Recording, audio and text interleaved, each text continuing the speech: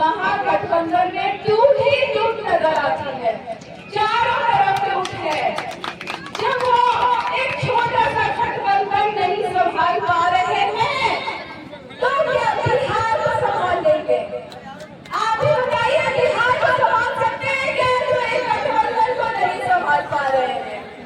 तो ये आँख खोल के कान खोल के सुनने वाली बात है, देखने वाली बात है कि आपको ऐसा नेता चुनना है जो 25 साल से बिहार को विकास के आयाम पे पहुंचाए जा रहा है।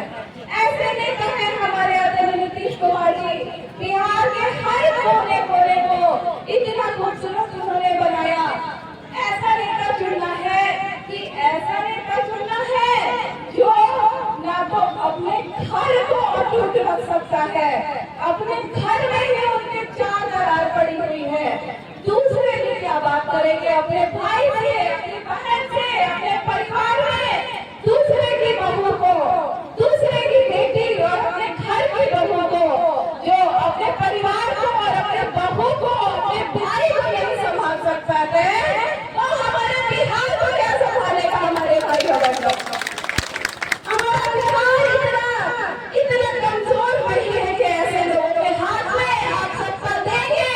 मैं जानती हूँ कि आप लोगों के हाथ में सत्ता नहीं जाने देंगे। पिछली बार भी हरियाणा चुनाव पका था, गांधी मैदान में लड्डू बनवा था और उनकी सरकार नहीं बनी। और इस बार वो लड्डू बनने के आसपास क्यों नहीं आने वाले हैं? इस बार हम प्रचंड बहुमत से एनडीए की सरकार पटना में 14 नवंबर को रिजल्ट आएगा, लिख के रख लीजिए कि प्रचंड बहुमत से जीतेंगे और नीतीश कुमार जी एक बार फिर से बिहार में विकास के एक और आयाम को छुएंगे और बिहार को विकसित राज्य बनाने के लिए हम सबको नीतीश कुमार जी को जिताना है, नरेंद्र मोदी जी को जिताना है, उपेंद्र कुशवाहा जी को जिताना है, जीतन राम मांझी जी को जिताना है, चिराग पासवान जी को जिताना है। ये आपकी बेटी तो वैसे ही आप लोगों के आशीर्वाद से जीत चुकी है। आप लोगों ने जीत पहले ही हमें दे दिया है।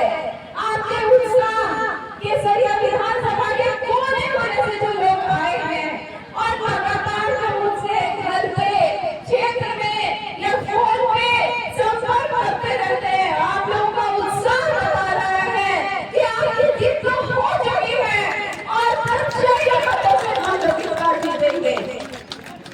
मैं ज्यादा और नहीं बोलते हुए बस मैं एक दो बातें बताना चाहती हूँ। काफी संख्या में महिला बहनें बैठी हैं और सचमुच में बिहार में आधी आबादी की हिस्सेदारी आधी नहीं, आधी से ज्यादा हो गई है अब।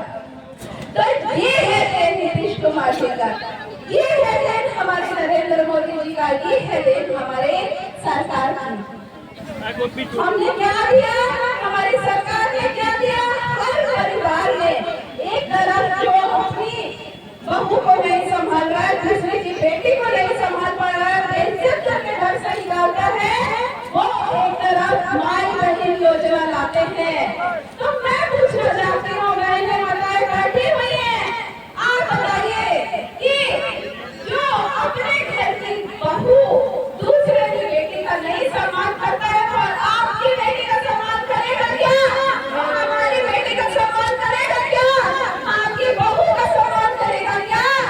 आपकी मेरी बहू का सम्मान करेगा क्या? तो इस धोखे में नहीं आना है।